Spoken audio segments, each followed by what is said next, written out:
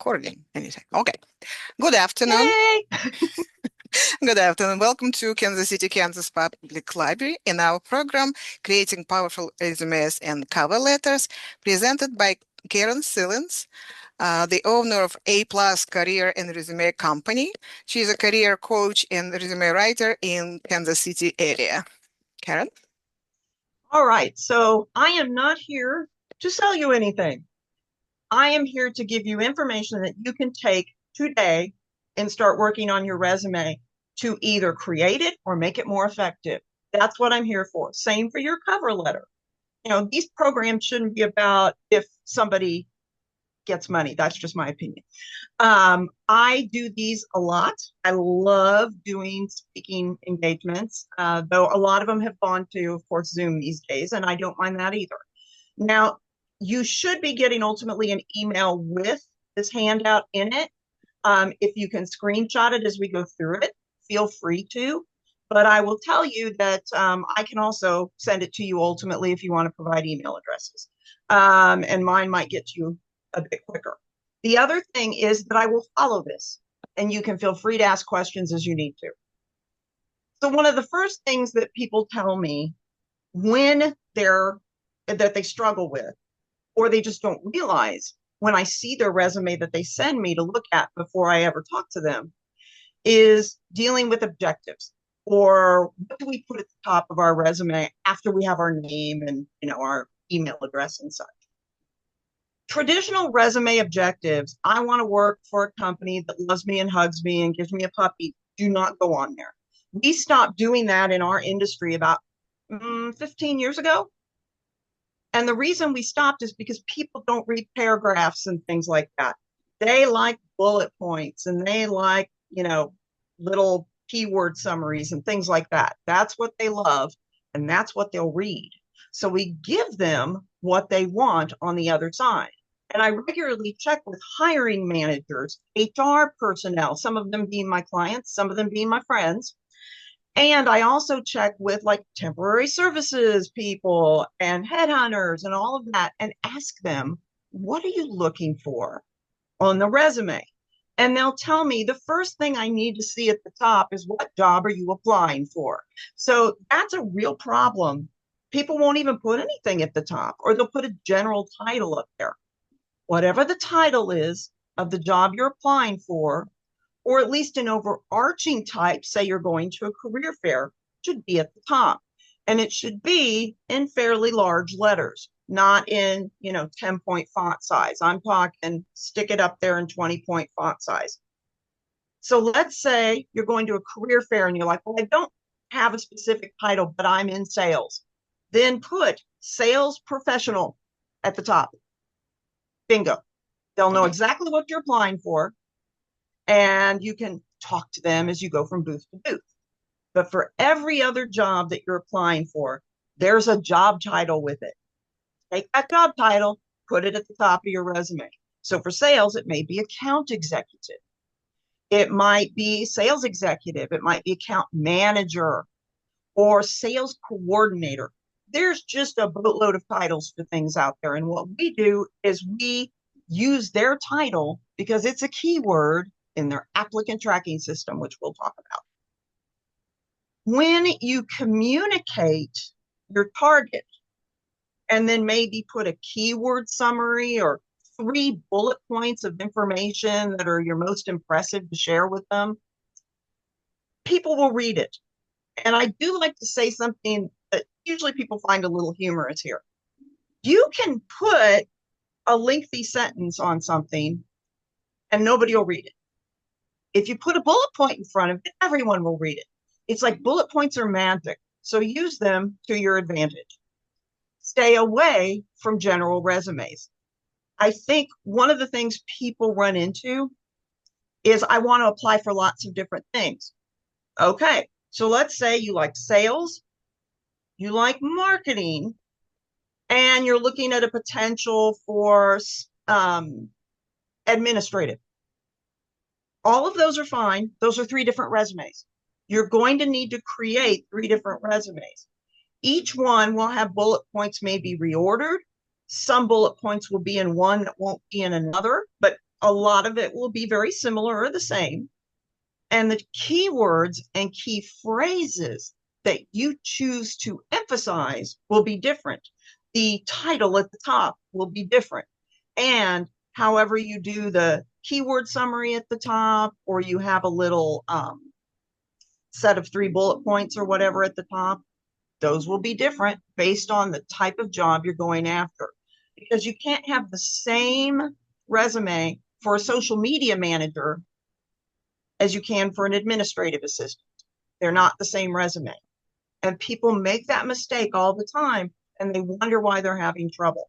And I even get people who call me and say, I want to create a general resume. I don't do those. And I will tell them that. And I will explain why. And then they'll go, oh my gosh, I didn't even know that. So it's a very common problem we see out there. When you have a resume created, people obsess about the length of their resume. It's got to be on one page. That is a myth. I wish colleges would stop telling people that.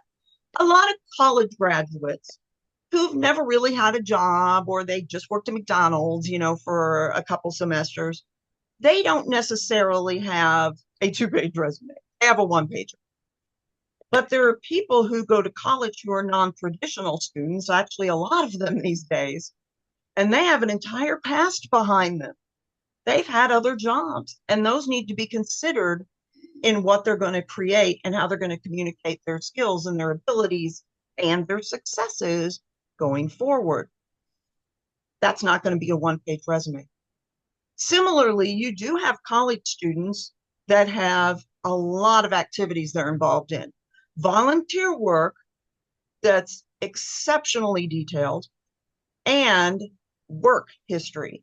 And these can be a lot of different things. And I'm not talking about something they did in junior high, but I'm meaning they had 2 or 3 different jobs during their time going to school. Maybe they took a little bit longer to go to school. That's going to go over on the second page. Don't obsess about a 1-pager. What I saw recently, somebody sent to me their 1-page. And I miraculously made it 2, and it was fine. And she got the very first thing she applied for, which was her dream job that she wanted. And don't expect that. That's not common. But it did work out for her. And she had 2 pages. And she said, why do they tell us 1 page? That's an obsession that now goes into corporate America, but yet HR and people in corporate America don't do 1-page resumes for themselves. So 2 pages or 3 pages are typical, dependent upon your length of time in your career and the detail of what you do. I prefer that you do a reverse chronological resume. You start with your most recent job and work backwards. Why is that?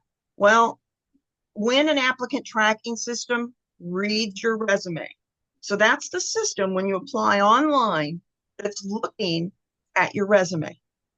It's digesting it for keywords and key phrases. So let's go back to a sales professional.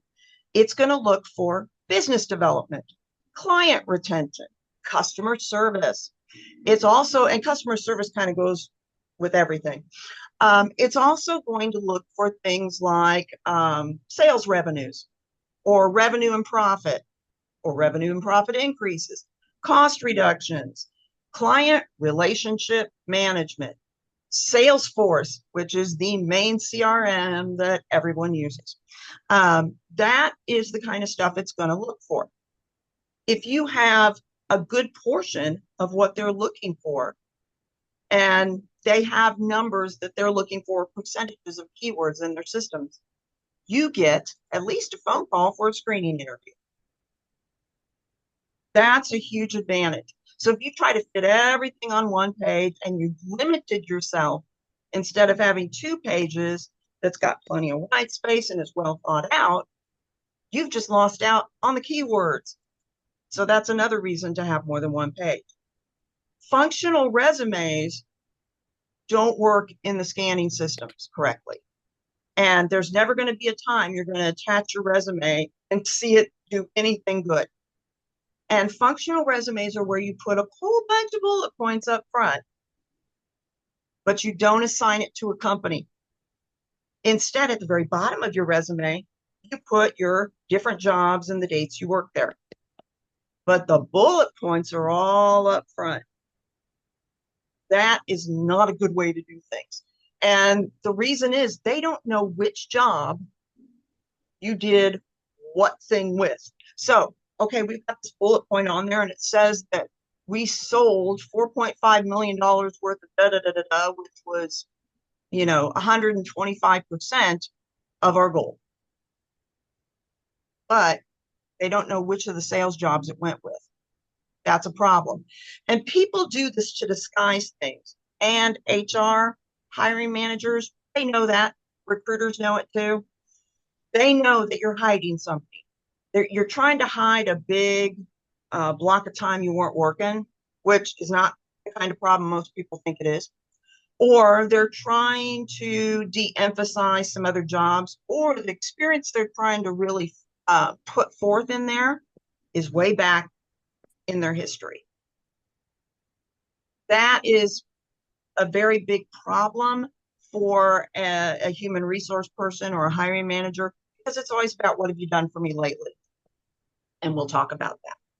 There's also something called a CV or curriculum vitae.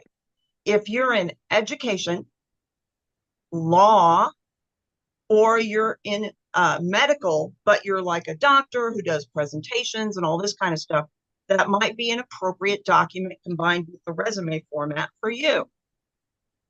Most people don't fit that category, but if you do, I'd be happy to answer a couple questions.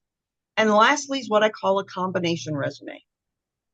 My husband has been working for the same company for 24, almost 25 years now. He cannot effectively go and list every little job he's had. And his resume would be 7 pages long. By the time he got done with every job he had, appropriate bullet points under them, and that would only be doing, say, the last 4 or 5 of them, not going back all 25 years. What I do is a combination resume where up front, they're going to have the bullet points that they need based on the specific jobs to put in the system. But what they see on the other end is a categorized set of information. All the jobs go in reverse chronology up front with the dates that they held them. And then you've got subject areas.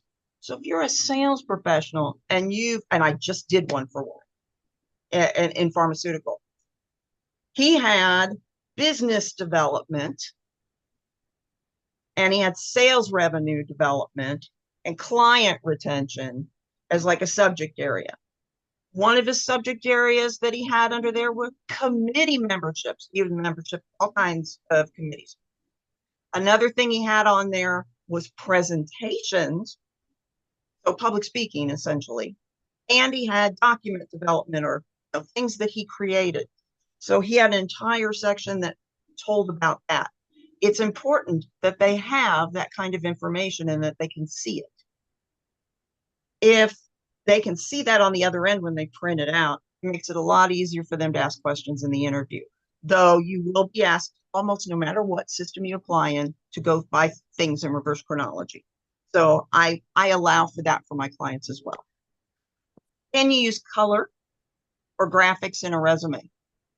For taking to an interview or sending as an attachment to people, maybe in a PDF or a Word, you bet. Can you use it in the scanning system? Please don't. Here's why. For whatever reason, graphics and Canva templates and all this kind of stuff are layered, similar to a PDF. It's layers of images on top of each other that you don't realize.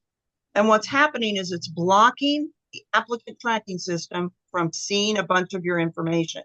Most systems are not robust enough to defragment that and look at each section. The one exception to that rule is probably the federal government system. And even it can have some struggles, but it does really well with PDFs. I have to say they are pretty good with PDFs. But avoid all the fancy graphics and charts and all that kind of stuff. and put them on the resume you're actually taking to the interview to show them, or that you're going to send them ahead of time and say, hey, I have a prettier version of it that I think you'd like to see. And a lot of times that hiring manager or that HR person will go, oh, go ahead and send it. I'll give it to the people who are interviewing you. So you can still do it, just not in the applicant tracking system. Please don't make it hard for yourself by eliminating some of the information it could gather. So should you use AI to write your resume? No, please don't. I am getting complaints, and I have an HR candidate right now who's telling me this is going on. And they said to me, I am so tired of seeing the same resume over and over again now. And instead of getting, because AI can apply for the job for you, supposedly, instead of getting 150, 250 applicants for a job, they're getting 1,000, most of them totally unqualified. So it's a hindrance to the job search process. AI is creating a lot of problems in that. The cover letters sound the same, the resumes sound the same. And it's because even with your unique experience, it's going to take information from that job ad and parrot it in the same way for everyone almost. That's a problem. Instead, write the resume and the cover letter yourself and let AI help you do one thing, help you to identify keywords and key phrases in the job ad. AI's a gift for doing research. Research is what you're doing when you're looking over that job ad and trying to figure out what does this one have for keywords and key phrases that are unique that I need to include in this particular resume for this particular company. So HR hates it. Applicant tracking systems will actually kick out AI resumes. Not all of them, but some of them will. And I know this because I have colleagues telling me this, that they're experiencing this, or that they have put parameters into their applicant tracking systems, whether it's Workday or Oracle or SAP, to kick them out if it can sense it. It isn't you. AI's not you. You are you. So you write your resume. There are a lot of things that you can do to make your resume effective. And AI makes up information. I hate to say that. That's hard for people to hear. And I do understand that that's, an unpleasant thing to hear. But the reason I tell people about it making up information is because we've seen it in the public spectrum. So a Supreme Court case recently, probably within the last 6 to 8 months, some lawyer that was presenting to the Supreme Court gave them a case to refer to as a benchmark, something that had happened before that they should take consideration of. It didn't exist. It just made it up. And the judges went and looked it up and went, that's not real. So that's a problem. Don't allow AI to take an opportunity away from you. Next, what goes on the resume letterhead? I want you to put your name nice and big. I want you to think of your resume like a marketing document. When you market yourself, just like a company, your name's going to be the biggest thing on there. Now, it does not need to be a 37-point font, but it probably should be like 22, 24. And people are like, well, that takes up a lot of space. Not as much as you think. And because you can mess with the margins on a resume, a lot of times you can have like a 0.5 at the top, which allows you that extra space to have your name up there. And you can always have the second page start a little further down if you want to.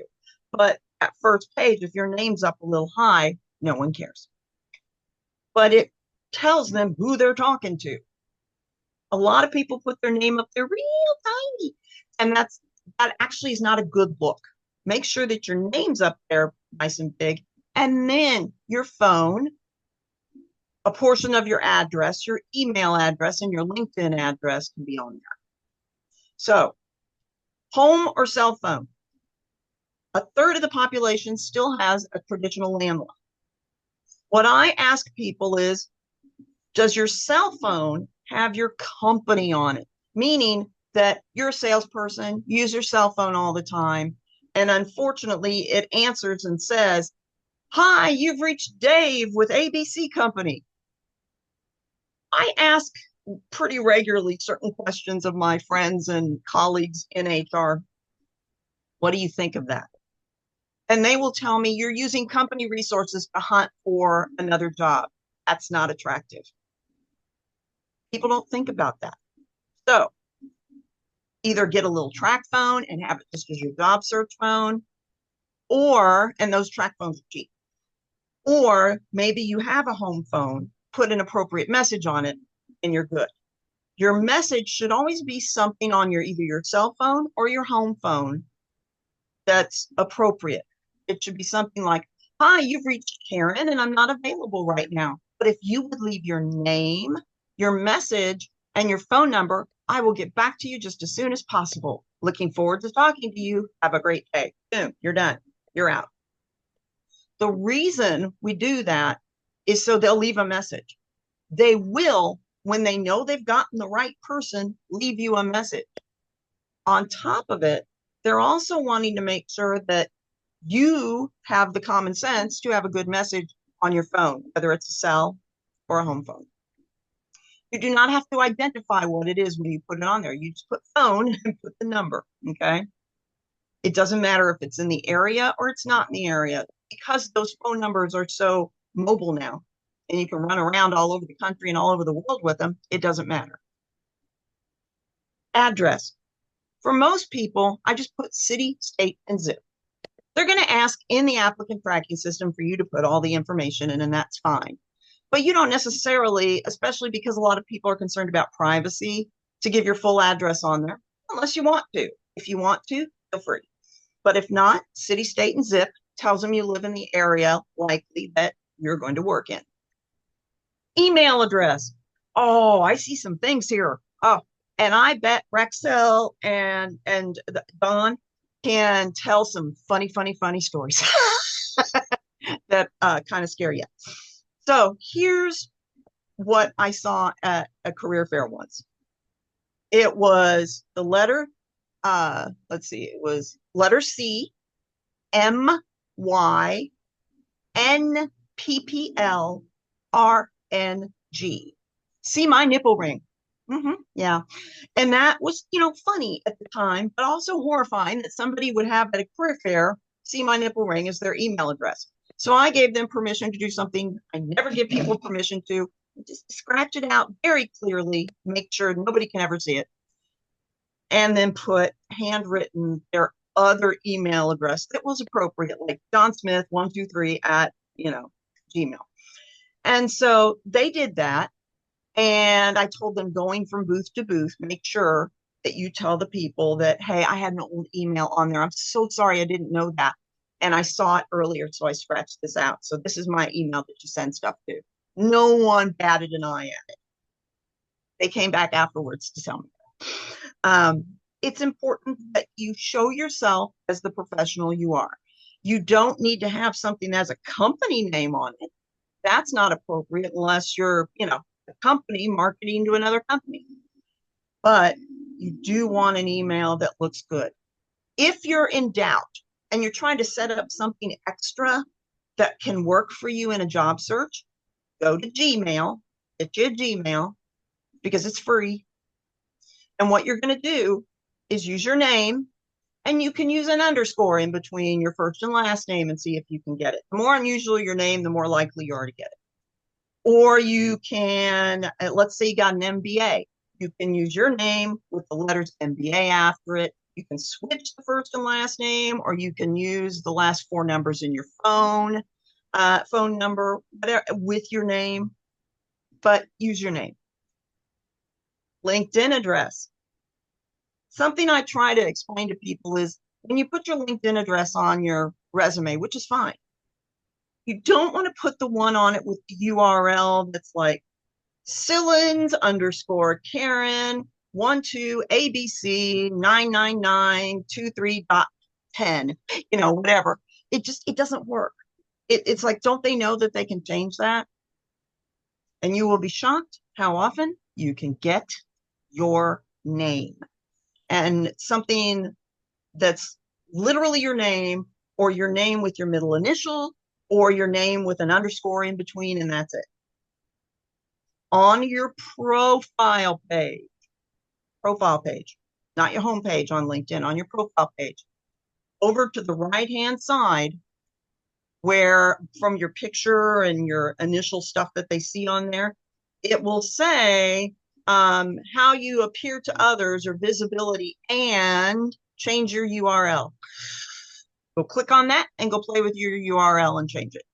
Now you can use one that has your name in it. That looks very savvy, and it's a good thing to show the employer. They like for you to have LinkedIn. Between 92 and 97% of HR, recruiting, and hiring manager professionals will go and look at your LinkedIn. That's not my number. That's HR Magazine, that's HR Executive Magazine, and that's SHRM. So SHRM is Society for Human Resource Management. And they're the major human resource professional association out there.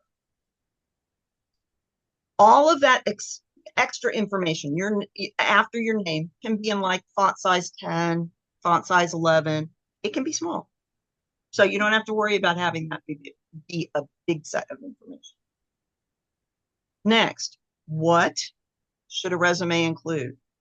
Your employment experience. Start with that. Put summary of experience or summary of employment experience. Start with your most recent job and work backwards. Now, sometimes we have something unconventional as our current work. For instance, we've been volunteering. We want to have something that shows up. We do a lot of work there. It's not like, oh, I went there twice. No, we're doing 4 hours or more a week in volunteer work. Guess what can show up first on your resume? A job is a job, whether you get paid for it or not. And a lot of people volunteer during their time off because they don't have a job and they want something to do during the day. And they'll volunteer 10, 20 hours a week. I see that all the time. I've also seen people who are executors of an estate. They're not even the relation, but they're the person that got named as the executor. I had a client, it took 30 hours a week of his time. So that's another one that we can use. And then caregiver. People think, oh, I can't possibly put that down. Yes, you can. If you did this as a caregiver, guess what? You get to put it down.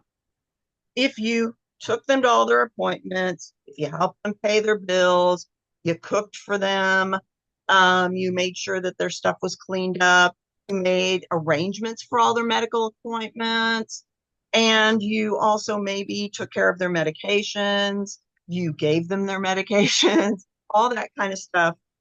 You can cobble that together and make a good bullet point that explains what were you doing in the last couple of years. What you do want to do, though, is make sure you give an end date for it and make it the most recent month. The reason I say that, and yes, that sounds like the person passed, and they may not have. You may still be helping out. But if they think you're going to be doing caregiving and trying to work at the same time, you won't get hired. But if they know there's an end point to it, now they want to talk to you. So that's why. The volunteer stuff you can keep on there and it can be current. So don't worry about that one. Same with the executor, though. It needs to have completed, or they're going to think, well, gosh, they're still doing 20 or 30 hours a week on this. How are they going to work for us? So always give like the month before that it's done. Start with the employer and their city and state. Then your job title, whatever your job title is. And if your job title is not, well, I'm going to call it conventional. If anybody's familiar with Sprint T-Mobile, I love them. And I have had lots of clients from there and friends. It's a very difficult thing, sometimes the titles that they might have in a unique industry like that. And what happens is you wind up with well, it's almost a title that makes no sense to what they do. So sometimes you're going to have to put, administrative consultant one, and then slash, and maybe you're a manager, contractor manager, then put contractor manager next to that. So they understand what you really do, but always put their title first. You want to be honest in what you're putting on there. Then put the dates and everything that's within the last 10 years. Please put month, year to month, year. Oh, I can't figure that out. Yes, you can. Not only can you figure it out from past resumes, but you can also figure it out from the very fact that I got that job in the spring. Well, it's probably April or May, so you put that down. Put one of the months down. If you're off by a month, no one cares. They care when you're off by, I added a year. That's a problem. The other thing that I heard somebody tell me once, and it's stuck with me since, what is December, or what is 2022 to 2023? Is it 2 full years? Is it 2 months? Or is it 2 days? Make them question it, and they'll skip your resume and they won't interview you. And they said to me very clearly, they said, people look at this, and they were a recruiter, external recruiter. And they said, when I was in corporate, I was doing this. Everybody I know looks at it like this. And so I've asked some of my, clients and colleagues over the years, and they've confirmed it. They think when you put year to year on there, you're hiding how long you work someplace. Month, year, month, year. I don't care if it was only 2 months. Be proud of it. It didn't work out, big deal, or you decide to go someplace else, you're fine. The next thing is lead with your best experience. Let's go back to sales for a minute.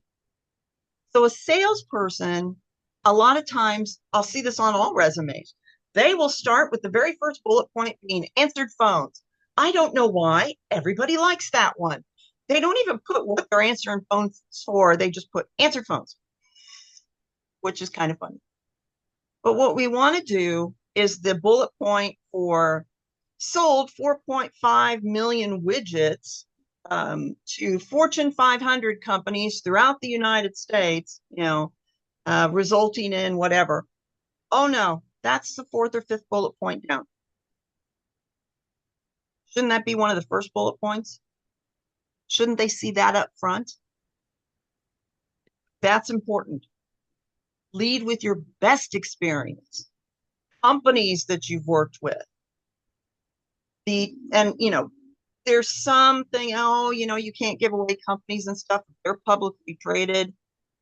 It's all up for grabs. Number 2 is the very fact that people put numbers in that 4.5 M. They don't even put a dollar sign in front of the 4. A number that's 10 or above is a number. You don't write it out as a word. You don't abbreviate it. If you want people to know that you had $4.5 million worth of sales in 1 year on something, then you would put $ 4, 500, 000. Why is that? Because it sticks out. First of all, it's proper. AP, book of style, Chicago manual style. But secondly, it sticks out. And the applicant tracking system reads it as is, as a number. I had somebody tell me years ago that 4.5 M sometimes doesn't even reflect. I want you to be seen. If you're like, oh, it's $1 billion, our company's multi-billion, whatever, and I had an executive, he's dealing with $1 billion stuff. We put the number and then in parentheses next to put billion, so they knew what that meant. Because sometimes it's a lot of zeros. But again, it got everybody's attention. He's already got interviews. He just started sending his resume out. That sticks out to people. Quantifiable numbers, though, need to be correct. or a little below what you think they were. So let's say you manage inventory. Supply chain is huge in this country. So you manage inventory, and that inventory is 800,000 at any given time. But one time you had it and it was 1.2 million for a month. We don't put 1.2 million on there. We put 800,000. We manage an average monthly inventory of $800,000. Why do we put that on there? Because if we put the 1.2 on there, a savvy body language reader will go, I wonder if that's real.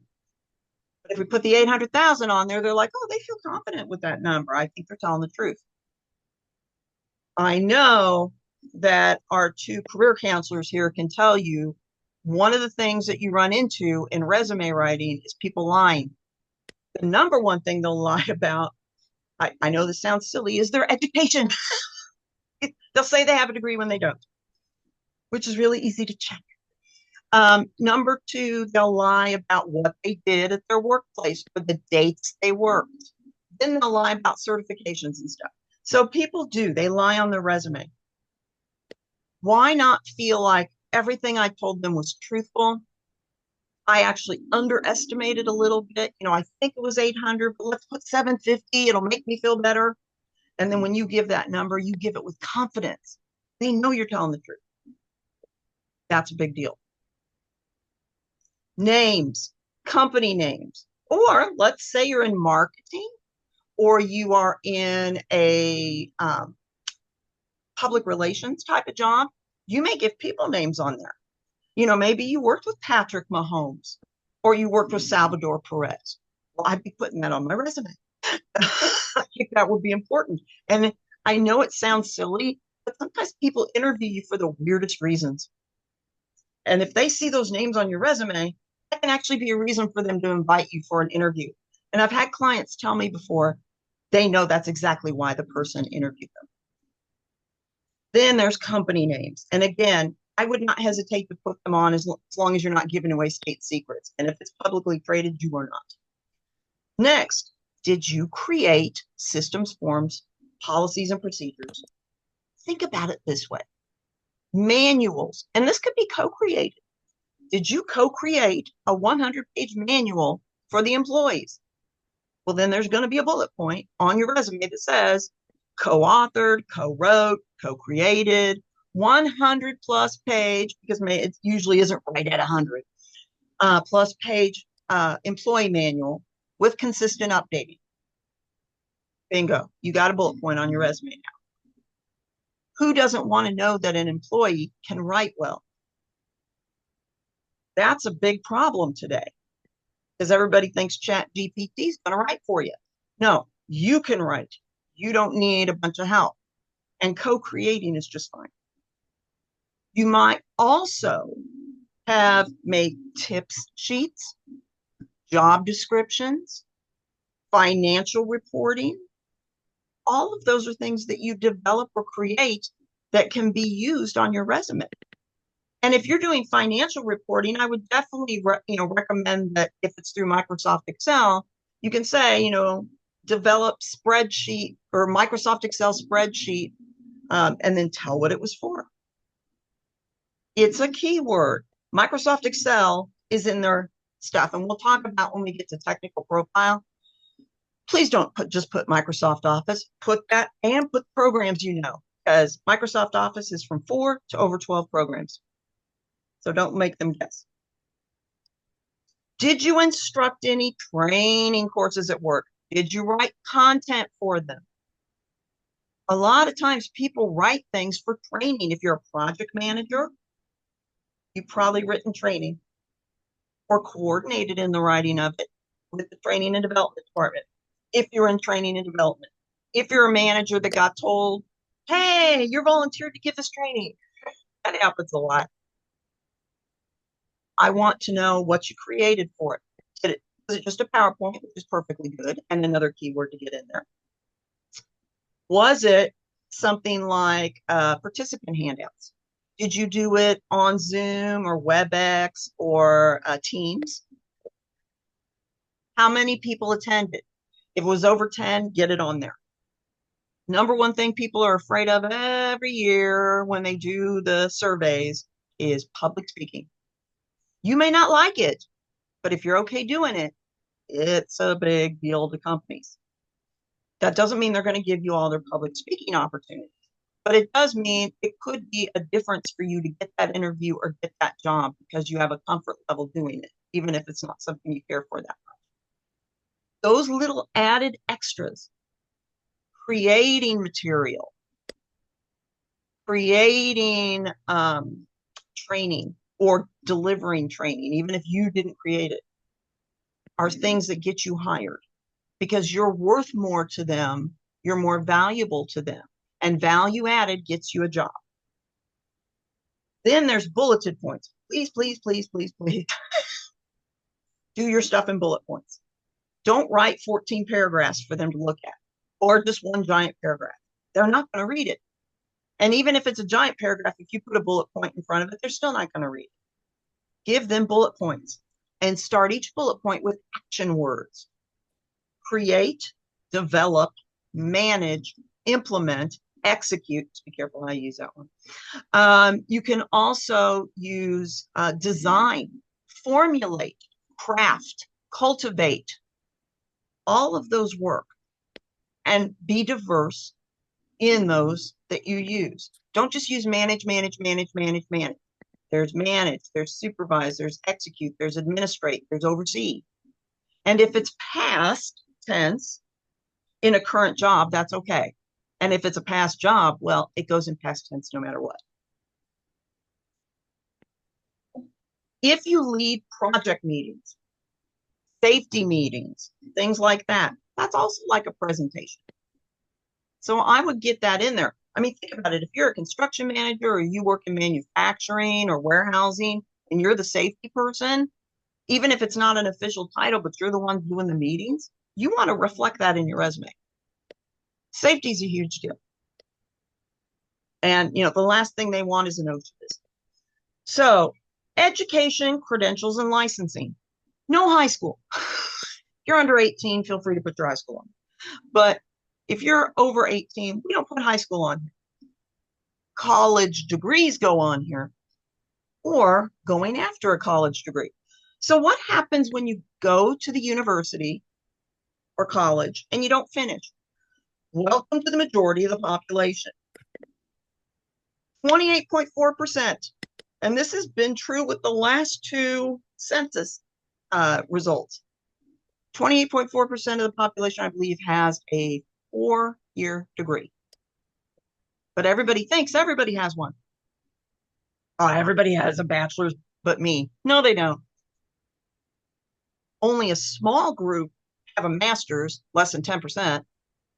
And then there's a certain amount that have, of course, an associate's. We usually don't talk about the doctoral degrees here. It's just not something that most people would have. Why is this important? If you go to the university and you spend 2 years there, then I want you to put, and I'm going to use my alma mater on this one, University of Central Missouri, Warrensburg, Missouri, pursued 2 years of coursework towards Bachelor of Science in Business Administration. Boom. And tell them what you really went after. It's not so much what you went after, it's that you get that degree name on there. I've had clients where they say a degree is required to do this job. They got invited to the interview. The interviewer looked and said, "Oh, so you didn't get the degree?" And they said, no, but I have all this training experience, blah, blah, blah. And they went, "Oh, okay." And they got hired. Why would you not tell them you went to school? Now, if you went to 14 different schools, I'd be picky and choosy what I put on there, maybe the top 2 of what you pursued. But don't be afraid to say I went and I didn't complete. It's okay. That's the majority of the population. Most people go to school and don't complete, at least not initially. And that's nothing to be ashamed of. If you have an associate's, get it on there. That's nothing to be ashamed of. Why people think, oh, they won't care if I have an associate's? Yes, they will. And the more definitive your degree, like an associate of science in business, it actually is better. It doesn't mean that your Associate of Arts in General Studies is bad. It's just that if you have something that's more business-wise or something that typically is a better thing. But get it on there. Even if it's a general studies, put it on there because a lot of people will never do that. Your degrees. If you have like 5 degrees, I have a family member. He has like 7 degrees. I get it. He doesn't need to put all those on there if he's going for a job in the corporate world. They'll scare the heck out of him and they won't hire you. They won't even interview you because they'll be like, he'll be too expensive. No. So you can put like the master's degree that applies, because sometimes you have these other degrees that just absolutely don't apply, and a bachelor's degree or 2. That's it. That's what you put on there. You don't need to put anything else on there. The more you put on there, the more likely they are to be scared off. And people go, well, isn't education great? Yes, if you're in government or you are in not just government, but nonprofit, they love degrees. If you have 7 degrees and 8 certifications, they think it's great. Feel free to put it on there. Medicine, same thing.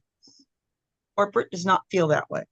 So be very careful how many degrees you list. If you've got a lot, just put the ones that apply. And 3 isn't horrible. Just don't put 10. Next is licensing or certifications. Those should probably apply, at least in an overarching manner, to what you're going after.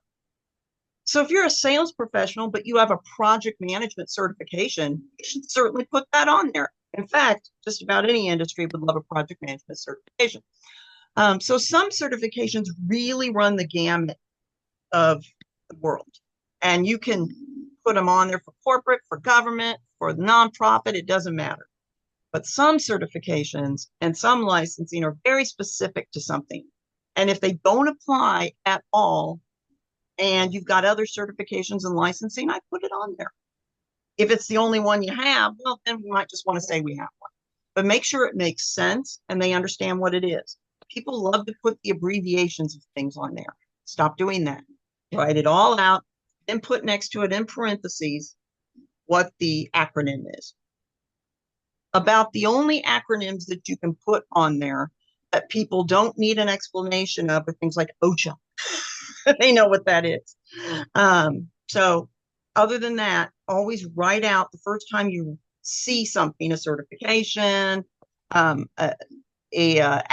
department that you work with or whatever, put the full thing on there. Then next to it, in parentheses, the abbreviation or the acronym, and then you can just use the acronym now.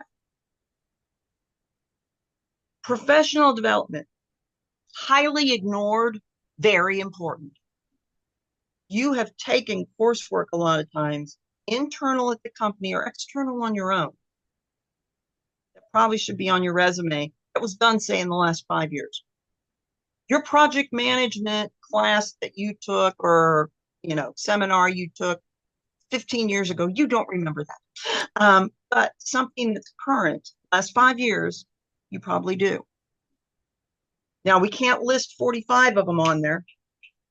Hold on for just a second, Andy. The dogs are doing something. We've got a couple of rescue dogs, and sometimes they squeak toys, and I'm not sure what one's doing, but it sounds like he's digging. And he's a husky mix, so he's kind of. One of the things you want to see is different ones that reflect things like management, leadership. A lot of things on technology look good. And you don't really need to put down that you took a seminar on Zoom. You should know kind of overall how to use Zoom. But a lot of these programs, like an advanced Microsoft Excel course, you definitely want them to know about that. It doesn't matter whether the company put it on or you went and took it, say, at a Franklin Covey seminar, or you went to SkillPath, or like Johnson County Community College, you went over there, or KCK Community College. That's fine. They have seminars and stuff too. It could be a webcast, but it needs to be at least an hour. In an hour, you can learn quite a bit of stuff. The 10-minute podcasts do not count. Something to mention in an interview that you consistently update yourself in podcasts and stuff and TED Talks, but not for the resume. Make sure it's at least a 1 hour webcast, that you got something out of it that you can speak to in the interview. Just put the names of it on there. And if you can't remember exact names, you can probably either find it online or you can manufacture a name that makes sense based on what you learned in it. Because if you remember it, then you know what you learned in it. If you have zero memory of it, don't include it. Next, think about military experience if you've been in the military in non-military terms. The military is very specialized and they do a lot of things, and they talk about, a company and a division and all of this kind of stuff. And you can change those words out to things like department and make it make sense to corporate America. We have to corporate ease, if you will, our resume if we're in something outside of corporate America. And sometimes that can even apply to things like nonprofit.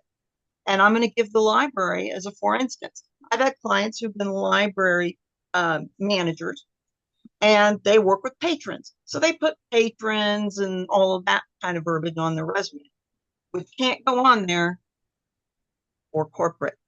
We have to change it to client or customer, because patrons are not going to be in their stuff unless you're going for an endowment work. That's not going to be on their system. So we want to make sure that we change those words appropriately. And as we were talking just before we went live, if you're talking about your soldiers and your counseling of them and everything, instead you're changing it to staff, you're changing it to employees, you're changing it to personnel, and you're talking about coaching instead of counseling, because counseling has that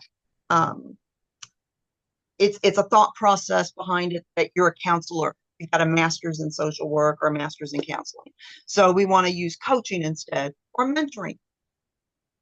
Either of those will work. Next, computer experience. Oh my goodness gracious, what people put on their resumes. Computer experience should really just be reflected in your software and applications that you use, and any programming languages if they're applicable.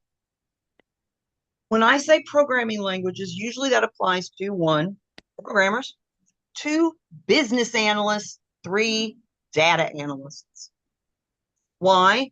Because they use things like Python and R, which are 2 different languages, and SQL to analyze data and put it together and make it make sense. That's something that would go on their resume. Similarly, if you put Microsoft Office on there, that's meaningless to them unless they know what programs you're using. So you can say, like, you can have a section under your technical profile, and that's what I tell people to use, that says software and applications, and then put Microsoft Office, including. Now, let me give you a laundry list of what you could have on there: Word, Excel, PowerPoint, Access, Outlook. Let's see, OneNote. A lot of people forget about that one. Then there's a Teams, there's SharePoint, there's Project, there's Visio, there's Microsoft CRM, there's Power BI. That's 12 right there, 12. And there's more. So we don't want to lose out on getting credit for that in the keyword scanning system, or the marketing that it does for us to say, look at all the programs they know. If you know 7 different Microsoft programs and you've been using them in the last 3 years, they go on your resume. Once they're older than about 3 years, you probably don't remember them anymore and don't need to include them. Another thing we want to look at is external or other programs that we know to Microsoft, because the whole world does not actually run on Microsoft. First of all, there's Google Docs or Google Suite, and that's a whole lot of stuff. They've got a lot of things. Excuse me, my lip gloss is deciding to travel. Google Docs is something legit to put on your resume, or Google Suite. Adobe Creative Suite. or specific programs within it that you use. For instance, a lot of people really do use the real Adobe Acrobat, not the reader, but the actual program that allows you to create and manipulate PDF documents. That should go on there. Another thing is anything in Oracle, anything in SAP. Two huge companies that a lot of organizations have products that integrate with Microsoft products in there. Dropbox. A lot of people use Dropbox. And whether that's your personal use or that's specific to the actual company, which a lot of times it is, put it on there. Workday, Kronos. Those are two external programs that are utilized in context with HR. And a lot of times you have to keep track of your time in there. You have to go in there and request vacations and all that kind of stuff.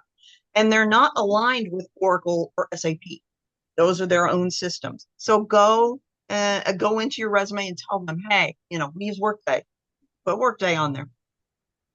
Then there's all kinds of access programs. I mean, there's thousands and thousands of computer programs, including things that are specific to the company and their own quote unquote creation that they have their own name for.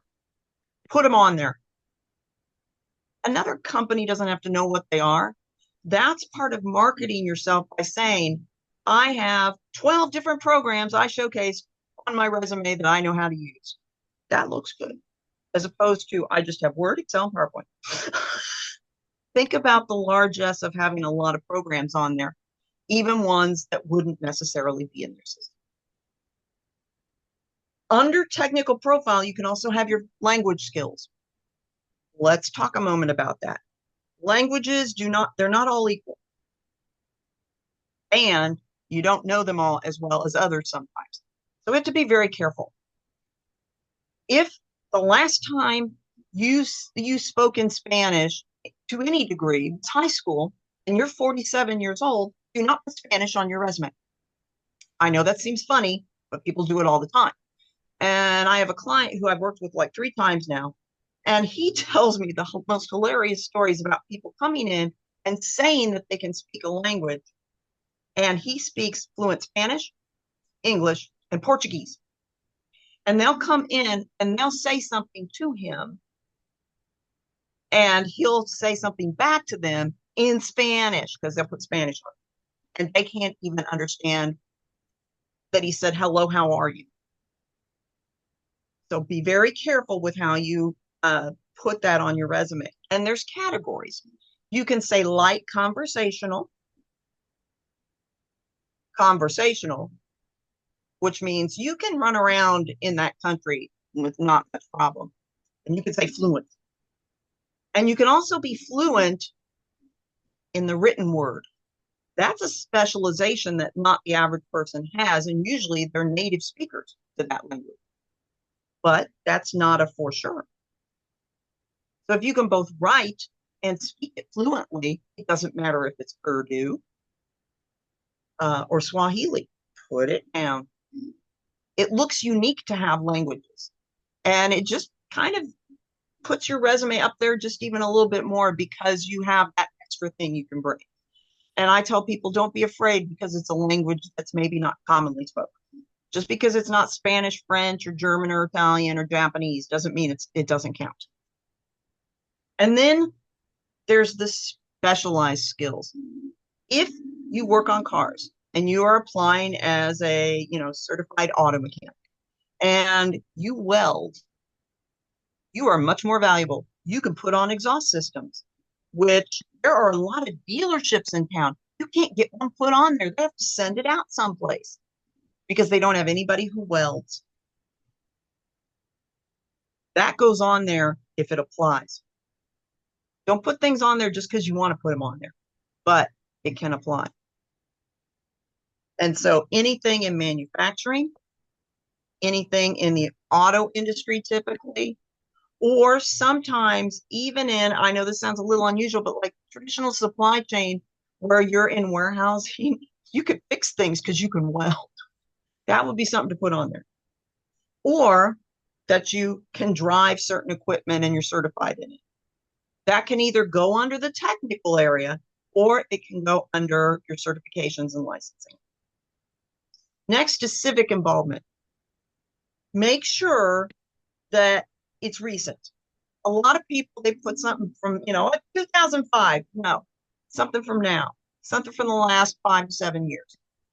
And chances are you held leadership in it, or you were an active volunteer. But you could be an annual volunteer. My husband, for many years, did the American Lung Association Fight for Air Climb. But it's a once a year thing. But that counts. He was a participant. Yeah, so he ran up and down stairs. I don't know how he did. But the average person doesn't do some of these things. Susan G. Komen Breast Cancer Walk. City Union Mission, go down there quarterly to volunteer. Harvesters, if you've never been there, please go sometime because that place is amazing. Rotary or Lions Club. Things that you do for the American Cancer Society. Maybe you give people rides to their appointments, which is just incredible. Those type of things need to be on your resume because they show I don't just do my work. I do things outside of my workplace for others. That speaks volumes to a company. Then there's professional memberships. Now, some people try to put religious or political affiliations on it in either the civic or the professional. That's a big fat no unless you work in religious or political. Okay? But you might belong to a committee at your church that's finance and facilities.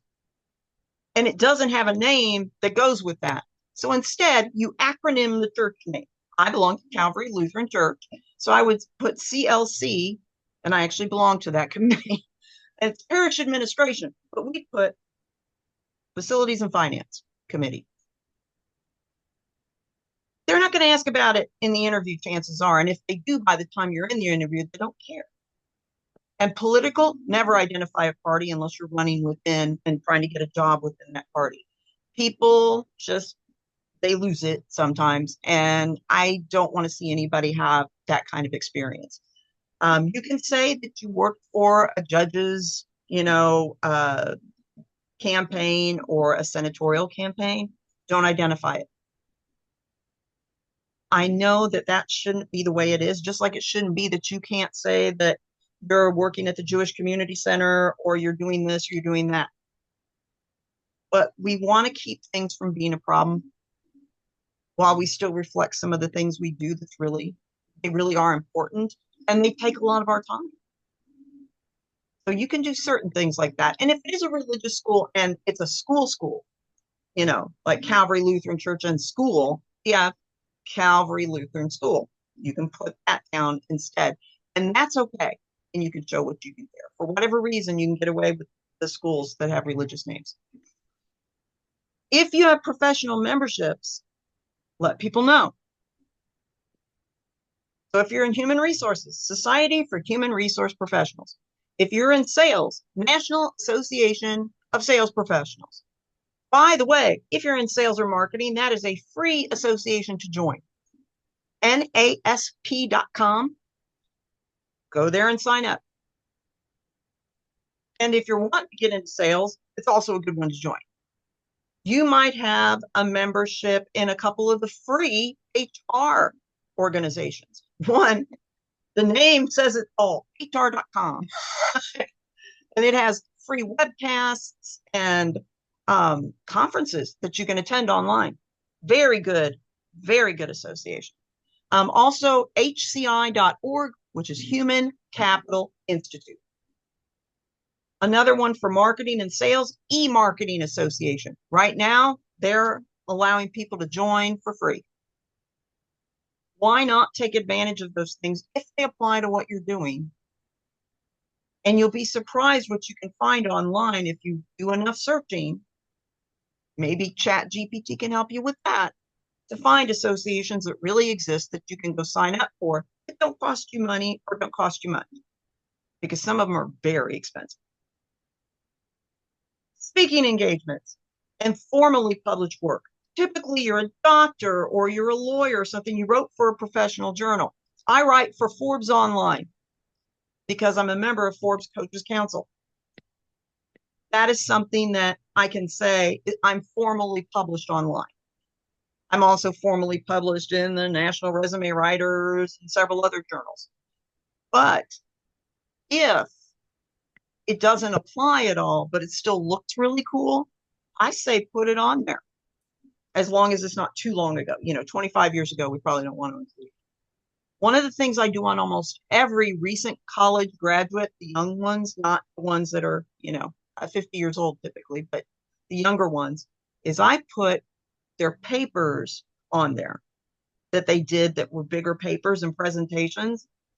It gets noticed by the hiring managers. They're like, oh, they can write and they can do this. Now, sometimes they have goofy titles and things, and you might kind of have to change it a little bit. But a lot of them actually apply directly to what they want to do. If they're a marketing person, it's specific to marketing or related to it, and you just don't include the ones that aren't. Why would you not show that they can do presentations? Create PowerPoint presentations on top of it. Deliver it to a class full of people and write a paper on it that's 32 pages. And that's a recent person. She actually has a 33-page presentation and paper she did. Were you the featured speaker? Symposiums. I have a client right now. She's at a conference giving a presentation that shows up now on her resume. That's a big deal. Show them you can do these things. Keywords. What are they? Okay, so they are industry buzzwords. So some things are very specific to an industry. And so if you're applying in that industry, for instance, libraries, patron is important to that. Patron could also be important to certain nonprofits. Relevant job titles, like the job title that they're advertising for that you want to put on your resume. And making sure that your job titles in the past, if they need a secondary reflection as to what they really were, you've got the title that they gave you / the title that you actually did. Relevant job skills. There's just tons of them. And the great thing is you can go online, go to Google, go to Bing, go to DuckDuckGo, whatever you want to go to. Type in resume, keywords, and then put for whatever the career is, for sales. And you'll just get tons of stuff populated to help you. Don't be afraid to use those to go, oh my gosh, I did that every day. Wind it into the bullet points in your resume. Job-related acronyms like OSHA. And then, of course, they're industry-specific sometimes, and sometimes they're not. There are sister keywords and key phrases as well you want to be aware of that you'll see. You have customer service on yours, but in their stuff, they have client service. You'll want both on there. Chances are both of them are in their system. Just because it's in the job ad doesn't mean they don't have a whole bunch of other keywords and key phrases in their system. For every job that's out there, there's approximately 150 to 250 keywords in the background system for that job. And that starts with whatever the applicant tracking system automatically will apply to that role based on what HR or IT puts in there. The ones human resources adds, or the recruiter, or the hiring manager. You can wind up with a lot of keywords and key phrases. Think of keywords like when you use search engine optimization to find something online. So you want to look for a career coach in Kansas City. Those are keywords or a key phrase. And you get a return for that. Well, what you're doing is you're trying to get the return of making it past the applicant tracking system to have the human resources person or the recruiter take a look at it. Where else can you find keywords and key phrases? Well, besides going to the search engines, look in the ad itself. Now, the ads usually don't contain more than, say, 5 to 10% of what's in their system, but some of them are really well written. And you can really go through it and go, wow, I do that. And sometimes you'll have to look it up and go, what does that mean? And you don't realize you do that every day. It just is a different name in their job ad. That's what you're going to put on your resume. You may even have that on your resume and have that as your main keyword in that sentence or that bullet point, and then in parentheses, the one that you call it. Both of them will get picked up by the applicant tracker. Salary and job descriptions. And I tell people, go and look at bunches of job descriptions. Don't just look at two. Go to, if you're a financial analyst, for instance, go and look at lots of different financial analyst jobs and see what you see being listed as skills over and over and over again. Guess what you need to have on your resume or learn probably.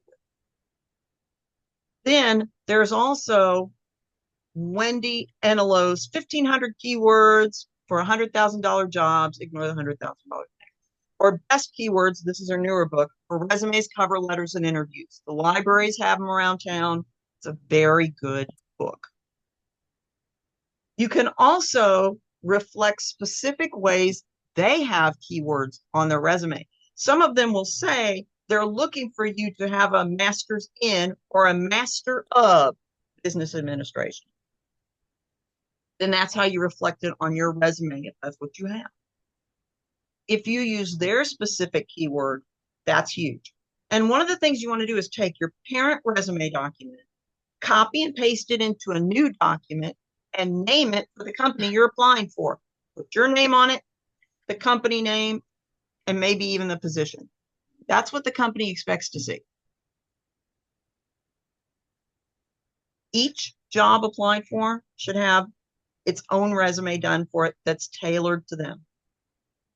If you do some tailoring, you will increase the interviews that you get. Be diverse. Most keywords and key phrases are not in the ad, but they are in the applicant tracking system. So if you go and look on Google and in different ads online for overarching numbers of keywords and key phrases you might need to include, you get a much better reflection of what should go in your resume initially. Then you tailor after that. I've got the resume organization on here. You put the job title and your qualification summary or keyword summary, and then professional experience and all of that kind of stuff. If your professional experience is the military, then we start with that. Or your professional experience is a lot of volunteer stuff, which is what a lot of moms returning to the job market have. I will absolutely use that with no problem. I had a gal, she was a social worker. She didn't think there was any way. She wanted to go in and work at doctor's offices and help out. And she was looking to do kind of like a social work almost within there for a certain type of doctor, not a psychiatrist. She didn't think she'd be able to get it. She had tons of experience that I could relate from her volunteer work over the last so many years. I didn't do all 21 years that she'd been out, but I did like the last 12 or 15. She got a job in that very role. And that's a unique role actually to get a job in. And they usually want you to have all kinds of other stuff to do it. So it can be done. Sometimes it's just the persistence that you have. The only time you put your education up front is, for instance, the job is really hitting that they want you to have a master's degree and you happen to have one. So you have it under the education section, but you also have it up in the keywords. I'm going to show you a weird shaped E, and I'm hoping you can see that. Mm-hmm. That is how hiring managers or whoever looks at your resume initially look at it to put it in a yes or no pile. So the top of the E, and they put headsets on them, 8,000 of them, to see how they looked at resumes with little things to track where their eyes went. So the top of the E up here is the job title and that keyword or qualification summary. They look at that real quick. That's why keywords work so well, because they're very quick to read. This part of the E is your most recent job. That's why if you don't have a current job, sometimes volunteer work and things, maybe even that relate to your current industry, really make a difference. And the bottom of the E, which is all the way at the bottom, education, certifications, professional development, stuff like that. That's why resume organization is important in how you do things, because their expectations of what they want to see on the other end could mean the difference between you getting through on the yes pile to go to the hiring manager. And very quickly, let's talk about how most companies digest your resume. You apply online, and you'll see when you apply online that you got to still fill out all the stuff no matter what. And I tell my clients, be sure to keep track of certain questions you're answering and put them in some Word file someplace or a Google Docs file that you can access later. Because some of the questions you get asked over and over at different companies on their applicant tracking system, and you can just copy and paste that answer in there. So it saves you some time. But you apply on the applicant tracking system. If it makes it past the system, somebody's looking for it. And when we do the job search one next month, I'm going to talk about timing of when you apply, mainly being Tuesday, Wednesday, and Thursday between 6 and 10 a.m. And there's a ton of science behind it. And what I'm going to teach you is that how they look at jobs, chances are they're not looking in the scanning system on Monday or Friday. And again, I have a client right now, he's in the middle of hiring people. And he goes, oh, I don't go on Monday or Friday. I absolutely start looking on Tuesday. And it's probably mid-morning. And everything is reflected back to him in reverse chronology. So the person that applies Tuesday at 8 a.m. is seen almost first by them at a time of day when they're happy. I'm getting ready to go to lunch. Yay. At 4 o'clock in the afternoon, they're hangry. You don't want them looking at your resume then. Your chances of getting passed on into the yes pile just shrunk. You want them looking at your stuff in the morning. And my client that just got hired by her dream job, she applied, I think it was at 8:30 a.m. She got called at 10:30, 10:45. And then they didn't just do a screening call with her. They just automatically invited her to a 2-day interview with them. And she got the job.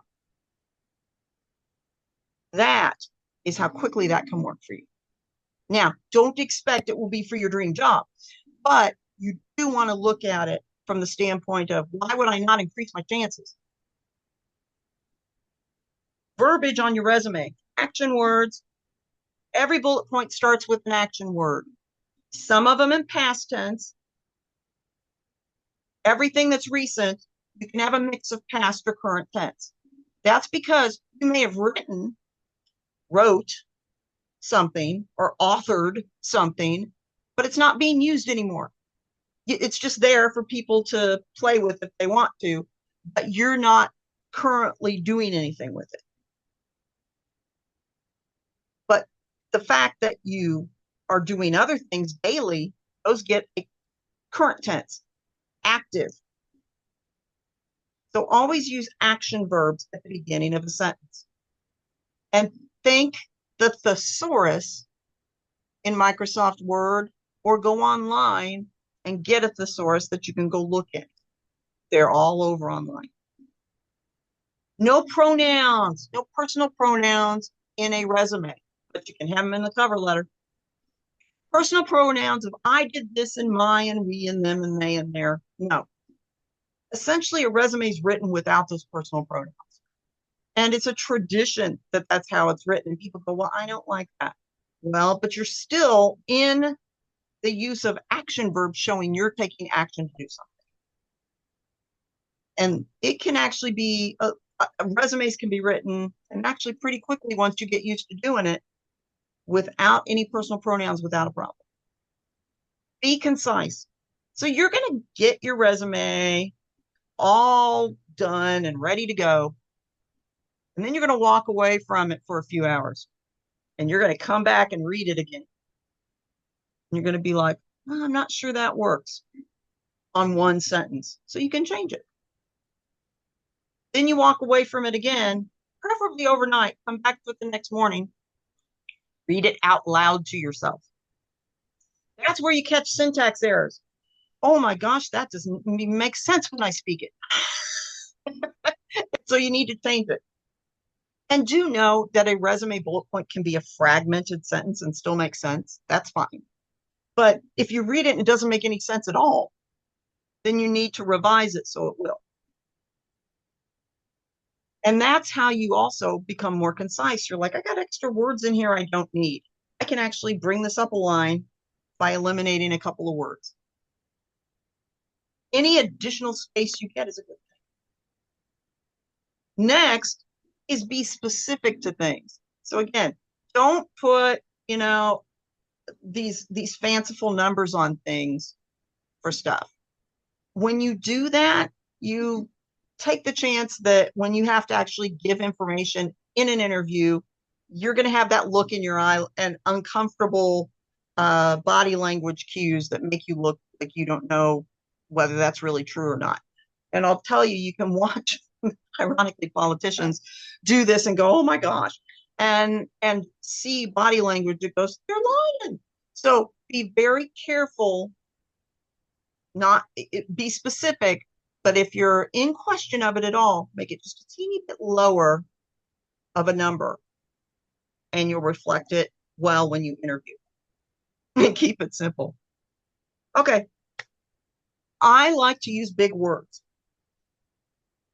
on occasion. However, I am not going to go and put in my resume that I'm a sesquipedalian, which that's one of the meanings for that. People who use big words. But people will put that kind of stuff in their resume. They don't even know what the word means. Somebody told them about it. It may even be misspelled and they don't even know it. Get those out of your resume.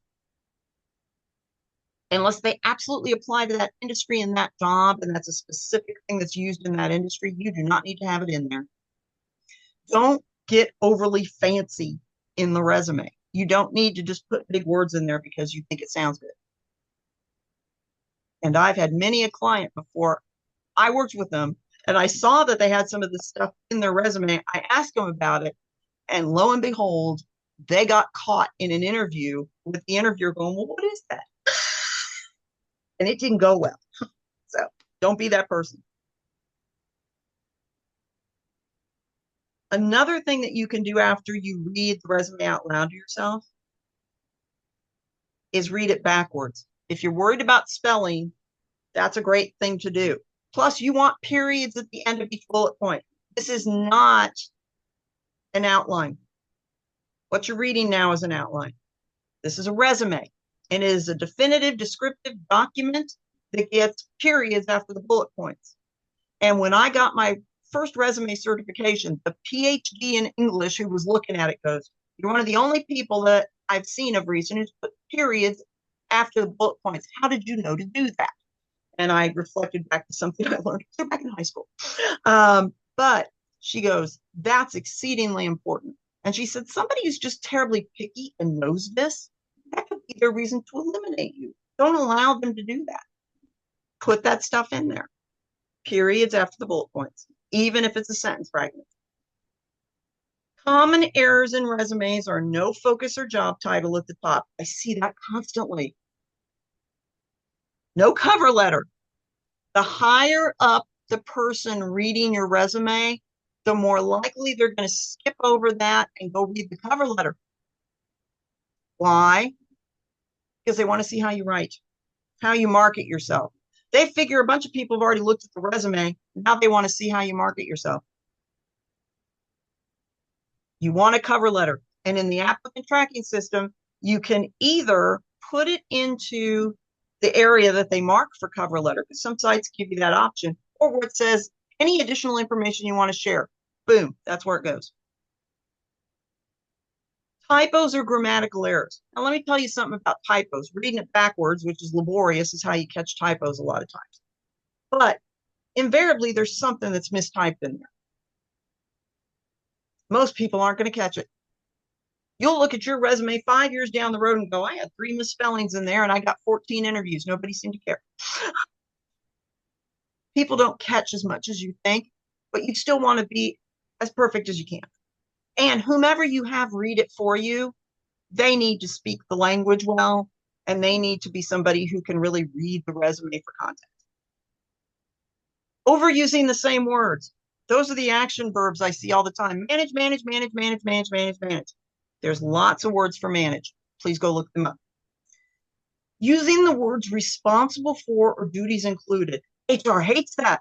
Oh my gosh, I have clients who will tell me they will kick your resume out of it because they hate that so much. Because usually if you use it once, you use it 7 times in the document. Your duties and responsibilities are certainly wrapped into resume bullet points in a way that shows how you did them to create success for the company. But you don't need to use those words. You'll see them in the ad, but you don't need to bother with them. No periods after bullet points. That's why I covered that. Paper. Oh my gosh. All right. So if you're going to take it to an interview and you're going to give copies to people, it almost doesn't matter what it's on anymore. But as long as it's either traditional white paper that you're using in your printer, or if you really want to go the extra mile, you can get cream colored or gray. That's fine. But what it will be is like a stationary. So it'll probably be, instead of 20-pound, which is what we usually put in our computer printer, probably be 24-pound. And that's okay. Just make sure that you know how the watermark goes so you don't have it upside down. That can be awkward when they hold it up, and you'll be surprised they'll do it. That's okay. But what's more important here is the font that you use. You do not have to use Times New Roman, but you should use a serif font. Why? Scanning systems all read through optical character recognition. No matter what they say, they read that way. And I have worked with people who create these systems for companies like Oracle and people that set them up at companies. They say there's no exception. They all read that way. And the way that they read the best is a serif font. So you've got lots of examples here. Callisto, Georgia, Garamond, Book Antiqua. All of them, along with Times New Roman, are serif. Serif means with tags. So if you look very carefully where it says paper, fonts, and envelopes, oh my, look at the P. There's a tag at the top of the P that extends out from it. And at the bottom of the P, there's a little tag off each side. On the F for fonts, there's a tag off the top and over on the other side that actually goes down. That's what serif means. It means with tags. Simplified term. Sans serif means without it, without tags. It doesn't mean Arial is evil. It just means scanners read things with tags on it better. Why not give it what it wants? Because guess what? If you hate serif fonts and you love the rounded Arial or Tahoma or whatever, change the font when you take it in for them to look at it. But use what the scanning system wants to see. It will benefit you. If they can read things on your resume better, you will make it past the scanning system better. And I don't care how it looks when you're typing information in. I mean, when you attach your resume, give them what they want. Your chances of moving forward significantly increase. I give you several different examples there. But you can see whether it's got tags on the ends of the letters or not when you're just looking at the different fonts that are available to you. Now, don't get overly creative and do something that's very curly Q or whatever. Make sure that they can really read it. It needs to look like a Times New Roman or a Callisto or a Calibri or something. And Calibri's not a serif font, but even when they're reading it and you have changed it to one of the sans serif because you like that better, It still needs to be readable to them. The basic text of your bullet points will be somewhere between 10 and 12-point font size.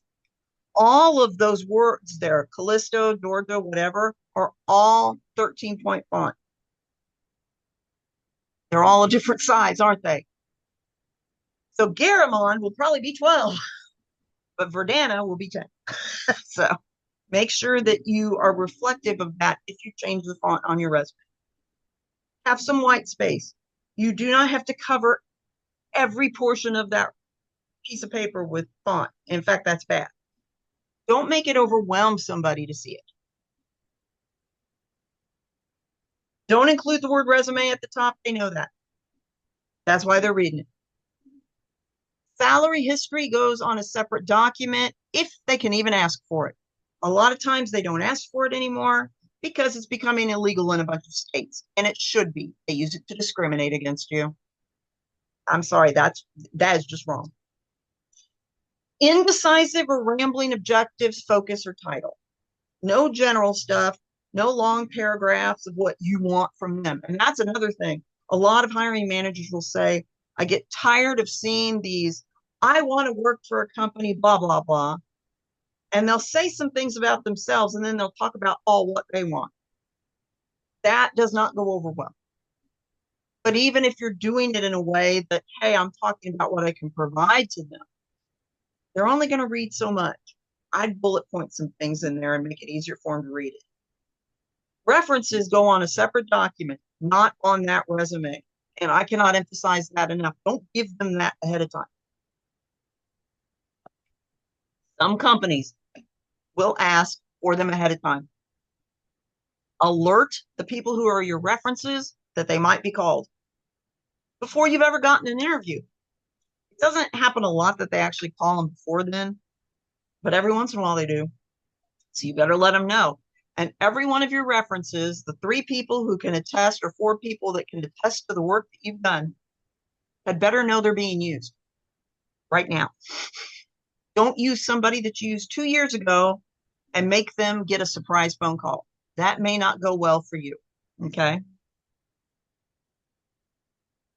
Names of supervisors and full addresses of employers. You want to have them, whether it's the government system or whatever, you ultimately want to have them for people. And you may have to enter them in different systems, but you don't need them on the resume taking up space. Personal info. Oh my gosh, I've seen some of the funniest things on there where people want to share personal aspects of their life. And they usually don't need to share what they're sharing. I had one guy, he gave his weight, he gave his height, he gave all kinds of things. And they love that kind of stuff over in Japan, but you don't need it on your resume for America. And they even had that they had 10 kids. And I'm like, you're going to scare the heck out of them for health insurance. Say no. 10 children. God bless it. Another thing is references available upon request. You don't need to put that on your resume. They already know that. If they want to ask for them, they will. You're wasting space with things like that. Don't put things on there that they already know. And you do not need to put reasons for leaving the job on the resume. However, your most recent job, let's say you were laid off or your position was eliminated. You might want to tell them that, potentially. And it's particularly useful if other people were laid off around the same time or their positions were eliminated. That's when it's believable. If you were the only person laid off, you probably need to talk to somebody like me or an employment a lawyer, because you don't want to give them the wrong information. You may think you were laid off, but you were actually fired, and you want to know that. And you can be honest with the employer. We talk about that. I do it with clients all the time. But you just want to make sure you're not giving them the wrong information. But a lot of times layoffs and eliminations of jobs, those happen in groups of people. It may happen over a series of days or all in one day, but they usually come in groups, and that's a benefit to you because that's believable. Cover letters. You want to talk about soft skills. Now you can use personal pronouns and say, I did this. Not every sentence. You don't want I, my in every sentence, but you can have that in there. And in the middle of it, I love to put some bullet points. I love to remind them that, oh, they have a master's degree. Oh, they got a bachelor in that industry.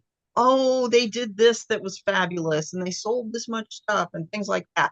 And you can have 5, 6, 7 bullet points in the middle of it. It cuts the reader's um their I would call it their hesitancy to read it because they're like, oh, look at the bullet points in the middle. So they'll read a lot more of it. So paragraphs and bullet points combined really work well. Ask for the interview at the end. An interview and the entire job search process is like you doing a sale. You're selling your time for their money. So ask for the interview. At the end of it, feel free to parrot my words here. Please contact me at your earliest convenience concerning interview opportunities within your organization. And then you can change organization to whatever the company name is each time you personalize it. Just be sure that you don't send the Garmin resume to H&R Block. Okay. Personalize where you can. Personalize is about tailoring things, or in the case of the cover letter, putting their name in someplace and making sure that they know that you've actually maybe been to their website before, beyond the career section. The cover letters are the one-page rule. I have people that give me cover letters. They're 2 or 3 pages. I'm like, no, no one's reading that. One page. And avoid using too many I's and my's at the beginning of sentences. Remember, you can use prepositional phrases to start a sentence. And those can be a lot of different words, whether or while or at or whatever. Just don't use them at the end of the sentence. That's where they're not appropriate. And that way you could start some sentences and give some additional information to them without them seeing I da da da da da da da da. I da da da da da da da da. My da da da da. If every sentence starts that way, they don't like that usually. So show them that you know how to write a little bit better and can mix it up a little bit. Another thing that you can do is maybe towards the end or an end of a paragraph, you can use the words additionally or furthermore, because there may be additional information. However is another word that you might be able to use depending upon the context. So that way you have a resume and a cover letter that really looks a little bit more professional, combined with it's going to help market you. They can write. They understand not to begin every sentence with I did this. And make sure that you're telling them why you're good for that type of job and industry. They need to understand that. And that's what a lot of people don't do in their cover letter. They write something that says, I saw your ad in Indeed and thought I'd apply for this job. No, nope. They'll ask on the site where you saw the ad. You don't need to waste space in your cover letter with that. Okay. If you're going to do any personalization like that, make sure it's specific to the company itself. Okay. And every once in a while, there's going to be some really good information on that job ad. You will see a well-written job ad here and there, and you'll know it because you'll be going, wow, that's great. And they'll have a little phrase or something that you can parrot in your cover letter. And I would absolutely advise to do that, because when you attach or you copy and paste your cover letter into their stuff, it scans that too. And that's an advantage to you. So now, questions. We had a question a while ago from Dan about certificate. Let me bring up. Make sure I believe it was, what if I have a certificate? Now, do you mean like with an MBA program, or do you mean like a professional development certificate? If language has been rated.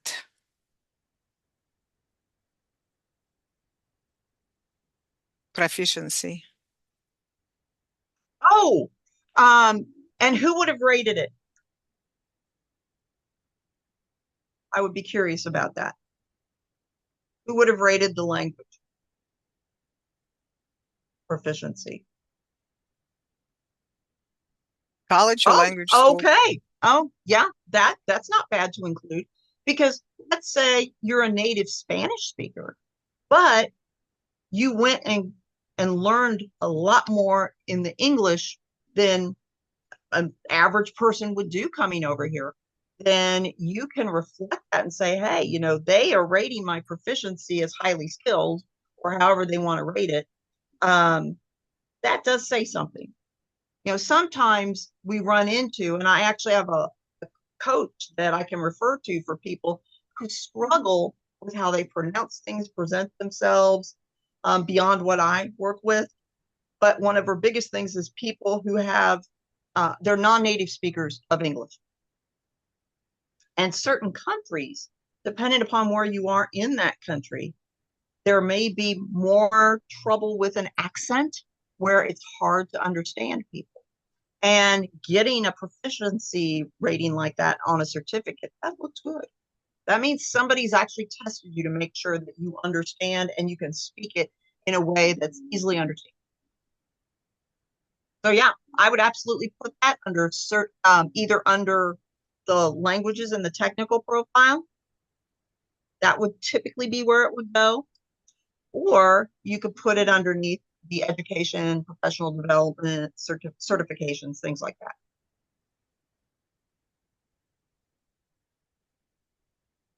So what else do you have questions about?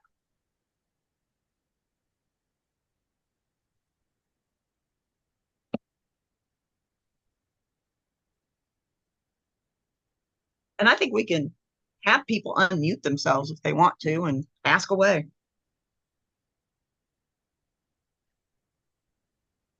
Do you mean the handout?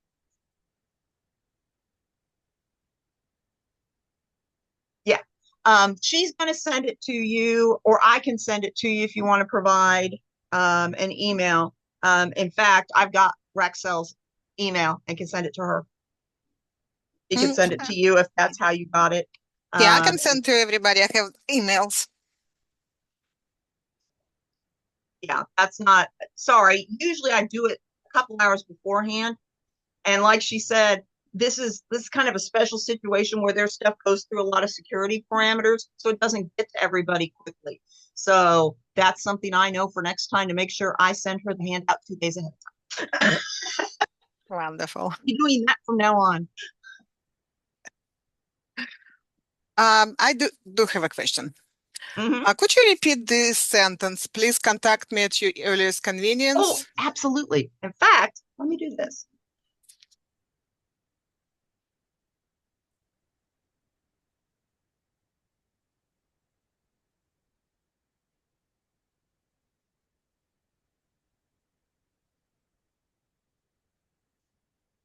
All right, I think that should be spelled.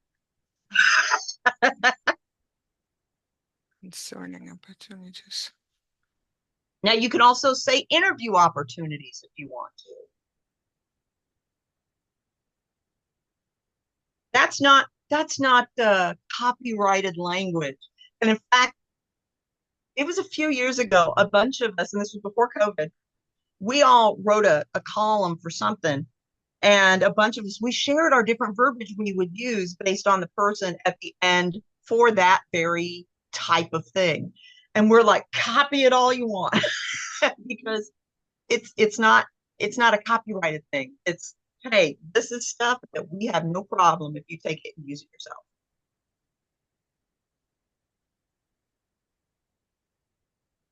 Oh, thank you very much. And another thing is to make sure when you're writing your bullet points, you give them enough information to understand what you do. That answered phones, very appropriate for an administrative assistant, a customer service person or whatever. But let's say you're the administrative assistant. You'd want to put answered, say it's a 5-line phone system. That's kind of important for them to know. Answered 5-line phone system. And then you can say fielding general inquiries and forwarding calls to appropriate parties. That tells them what you're really doing. Answering phones, well, everybody's supposed to be able to do that. What did you do that made it special? Well, most people don't have 5 lines they have to answer, or even 2.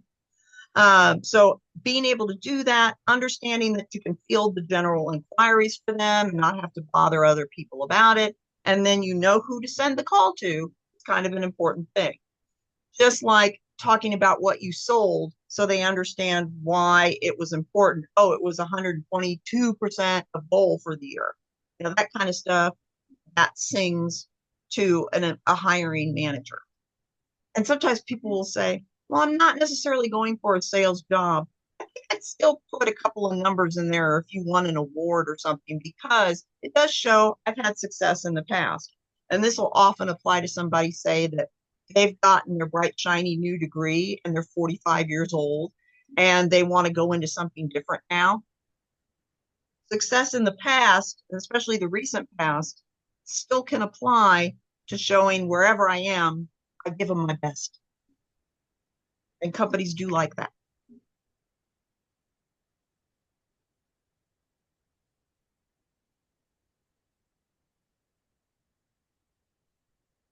And don't be afraid of using sub bullet points and even sub bullet points. Sometimes you've got an area where you're talking about, say, how you manage people. And we'll talk about that here just in a second.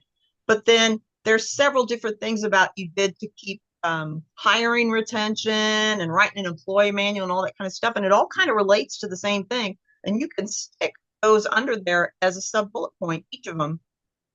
And it gives you more white space in the resume while also making sure people read that as a section. And they will, because it's bulleted. So the person that's the hiring manager, after the initial person looks at it, if you're in the yes pile, you go to the hiring manager. The hiring manager is much more likely to read a decent portion of your resume because they're not getting 800 of them. They're getting 20 or 30.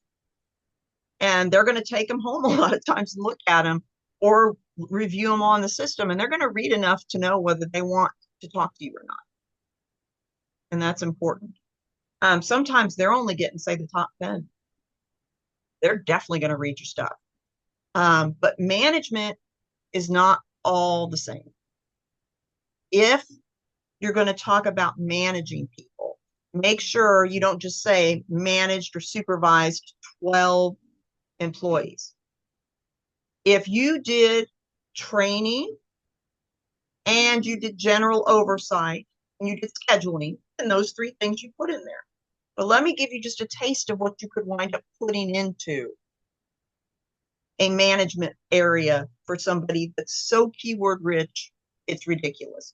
Because most managers do this. A true manager that's really managing people and has a lot of oversight over them will do sometimes recruitment. They'll write the job ad as well. So that can also be reflected in there. So the job description. Then you've got interview, hiring, dismissal or dismissal input, performance reviews, performance improvement plans, discipline.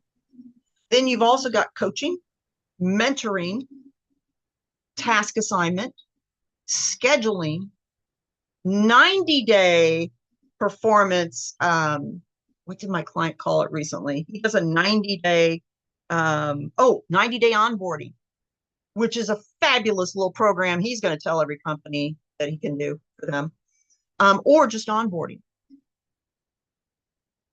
General oversight, training, and arrangement for training. Sometimes you as the manager have to arrange for people to go to a training. That's important to share as well. And so that right there is a whole boatload of keywords and key phrases that if they're looking for somebody to manage people, those are sitting in their system. So don't be afraid to share. Just because it's a longer sentence doesn't mean they won't read it. Again, it's the magic of the bullet point. Oh, look, they got a bullet point in front of it. I can read it now. Any other questions?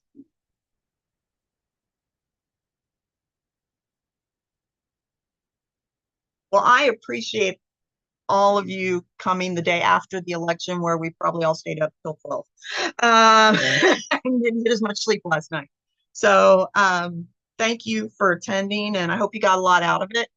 The job search seminar, I will dig deep into that research on why you apply at the times you apply, how you find jobs, and how you actually access part of the hidden job market. So it's an important session that really helps people understand how they maximize their time in their job search. And especially when you work and you're hunting for a job, you've only got so much time. Or if you've got, 4 kids running around your house at one time, you've only got so much time on your hands. So hope you can join us for that too.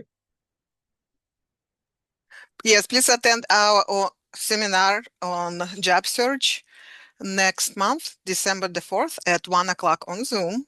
More information will be coming later. Oh, and thank you for going over with me. I went over time. What a surprise. No, this is actually wonderful. 2 hours and much better than 1 hour. I do this all the time for organizations, and I tell them, I will answer questions, I will go over if needed, and it's not a problem for me. So I don't mind. I don't do this part of my world to make money and all that kind of stuff. I do this because there's a lot of people who there's little things that they could do to be successful in their job search, and they're struggling because of small things that I could impact for them, and they could have that new job. They could be getting more interviews. They could see more success. The job search is all messed up, and how companies hire. And we do talk about that in the next seminar. But there's simple things sometimes that can be done to create more success. And that's important for people, so they don't have as many frustrations by it. It's already hard enough, especially if you're unemployed, to constantly not get a call for interviews, to constantly not get, any sort of attention. Always told, oh, you didn't make it through the system or whatever. And you don't realize you've created some of those problems, and those could easily be eliminated by you. That's why I share the information. Wonderful. Thank you very much, Karen. And thank you Well, everybody for attendance. I hope to see you next month for the next interview. And we have thank you from Madonna. She you're sent us very a welcome. Thank you for spending all this time with me. I great really appreciate session. it. Well, thank you once again, and everybody have a great day. Thank you.